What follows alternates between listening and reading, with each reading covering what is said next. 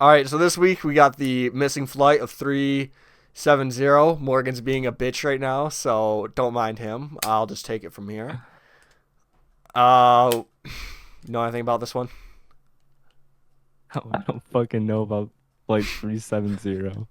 All right, I'm sorry for asking. Jesus. On March 8th, 2014, at Kuala Lumpur International Airport, Malaysian Flight 370 was preparing to take off for its flight to China at around midnight. On board was Captain Zahari Ahmad Shan, He Tariq did it. Abdul He Habit did Humed. it. He did it. Mystery solved. First Officer Farik Abdul Hamid, 10 other crew members, and 227 passengers. The flight takes off at around 12:42 a.m. About 40 minutes into the flight, while above the South China Sea, Zahari makes a routine call with Kuala Traffic Control before he would switch to Vietnam Air Traffic Control. Zahari says all is going well and ends with, quote, "Good night, Malaysia MH370, end quote. 2 minutes after this, Flight 370 disappears from air traffic control radar screens between the Gulf of Thailand and the South China Sea. All further attempts to contact Flight 370 are unsuccessful. After failing to land in Beijing at 6 in the morning, Flight 370 was officially declared missing. Searches immediately began, starting with the area where last contact was made. 2 days went by, and the Malaysian military used radar data to collect 370's flight path. Shockingly, it showed that right after last contact was made, Flight 370 went off its scheduled flight path with a slight turn right and a long turn left, then flew back over Malaysia and turned over Penang Island, heading northwest over the Adobe Sea, leaving the radar's coverage. Over the next few weeks, planes, helicopters, and ships were used to search for Flight 370 over the Adobe Sea, Strait of Malacca, and Malaysia. This would turn up nothing. But like all modern planes, 370 was equipped with a satellite communication system called SATCOM. SATCOM is used to transmit signals between an aircraft and the ground. When investigated, the SATCOM system showed that the signal had been turned off at some point over the Strait of Malacca, then was turned back on again 3 minutes later. Signals kept being sent for 6 hours until they stopped, presumably when the plane ran out of fuel and crashed. Unfortunately, these signals don't show exactly where the plane was, but investigators were able to measure the distance between 370 and the satellite based on how long it took for the signals to be received and sent. This created multiple rings where the signals could have been sent from. By using other factors like fuel consumption, flight path analysis determined an area on a ring where the final position most likely was. The area was an arch on the southern Indian Ocean towards Australia. The arch would be searched over the next few weeks, but nothing was found. 16 months later, on July 29, 2015, on Reunion Island, east of Madagascar, a group of people walking along a beach found a large metal object resembling a wing flap from a plane. Experts were brought in and they were able to confirm it as part of the missing Flight 370. Even though Reunion Island is on the other side of the Indian Ocean, simulations prove that the ocean currents could have carried the debris across the sea. Over the next few weeks, the beaches of Reunion Island and southern eastern Africa were scoured looking for more pieces of the plane. Almost 30 pieces were recovered. 3 would be confirmed as belonging to Flight 370, 7 are almost certain, 8 are highly likely, 2 are likely, and 7 are unidentifiable. None of the pieces showed any indication what happened, although they showed no indications of a fire. To this day, the wreckage of Flight 370 has never been found. Yep, it crashed. Yep. What's the what's the mystery? What do you mean? Why would they do that? Why would they go off their scheduled course and then fly? Here, I'll show you. I'll They send you a got lost. picture. They got lost on a plane. Yeah. They flew over a Yeah. whole fucking country and said, I don't know where we are. Yeah. He was just lost and scared. He was So he was not like, lost. I'm just gonna keep fucking You flying. you are not a fucking pilot, dude. Hopefully. You don't know how hard it is. They're trained. They're not idiots. If you were flying a Everyone's plane, trained. if you were a pilot, I'd say, yeah, he most For a that plane. that dumb. If I were a plane, what would I do? I hate you so much. Actually, you're right.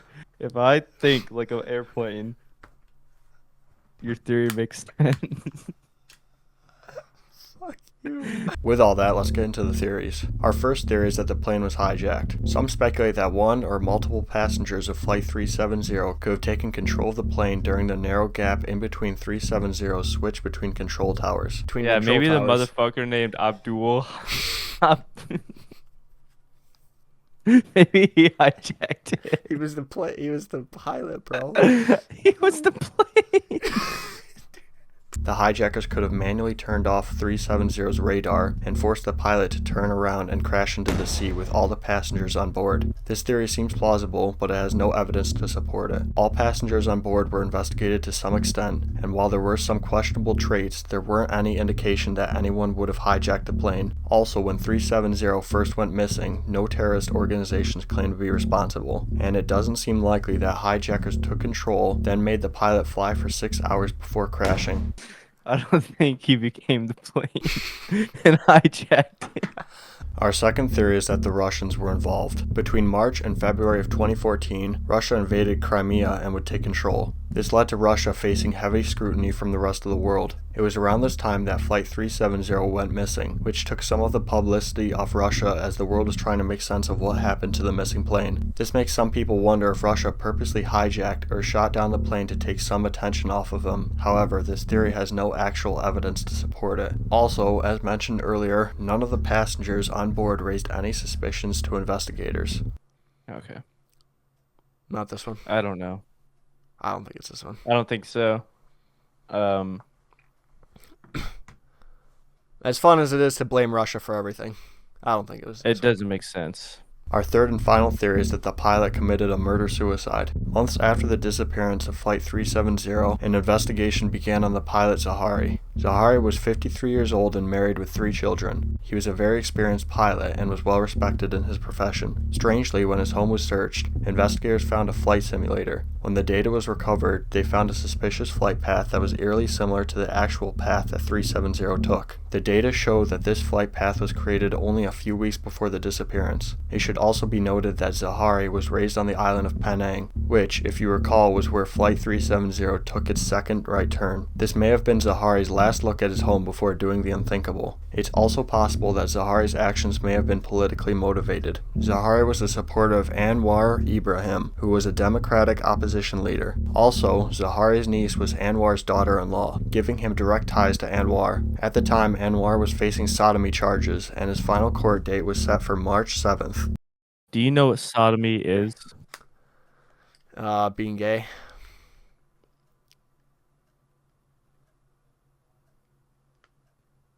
So Are you he asking was me? in trouble. Are you asking me what it is? It's anal sex. Yeah, with another man.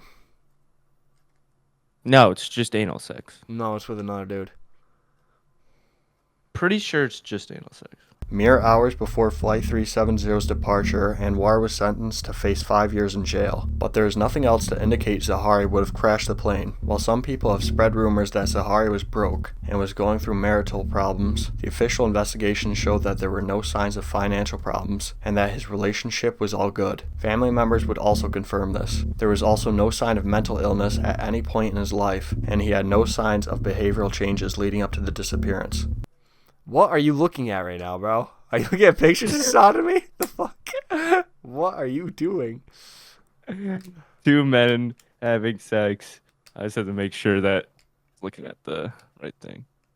You had to make sure you were looking at the right thing. The fuck?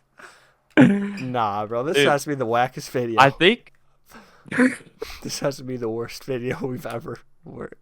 This, dude. I don't think we can post this. I don't want to post it for your sake. I'm fine. For I'm yours, gonna get some MPs are gonna kick down my door. dude. You're gonna Shoot get me in the head. Yeah, seriously. You're gonna I'm gonna get executed. You're gonna go missing after I post this video. I'm just gonna send it straight to the military, bro. I'm gonna send this straight. Will I get in trouble for this? I'm saying, I think he just got in trouble for anal. I don't think it was with a man. I swear to God, Sodomy it is was straight anal.